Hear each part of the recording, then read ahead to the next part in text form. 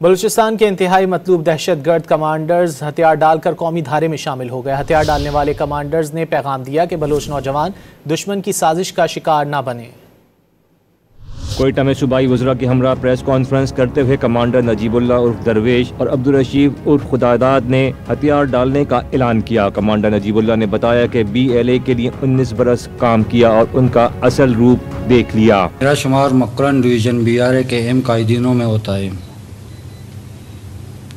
تنظیم کے ایام میں برآمدہ خان بگٹی، ڈاکٹر اللہ نظر بلوچ، بشیر زیب بلوچ، گلزار امام عرف شمبے جو میرا اچھا دوست بھی ہے، ان تمام عہدیداروں سے قریبی رابطے میرے رہے ہیں۔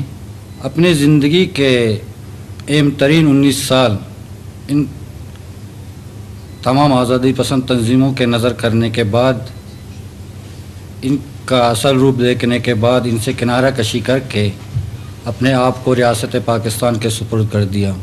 گھر چھوڑ کر شدت پسند تنظیم میں شمولیت کے لیے جانے والے جنگجو نے بتایا کہ BLA نے ان کے خراب مالی حالات کا فائدہ اٹھایا، ریاست کے خلاف ذہن سازی کی۔ ہمارے علاقے کا BLA کمانڈر فاروق چاوش ہم سے رابطہ کیا، میری ذہن سازی کی، 1 سے 1.5 مہینے تک رابطہ میں رہا، اس نے پیسے کا لالچ دیا، اسی وجہ سے ہم 3 دوست تنظیم میں جانے کے لیے تیار ہو گئے۔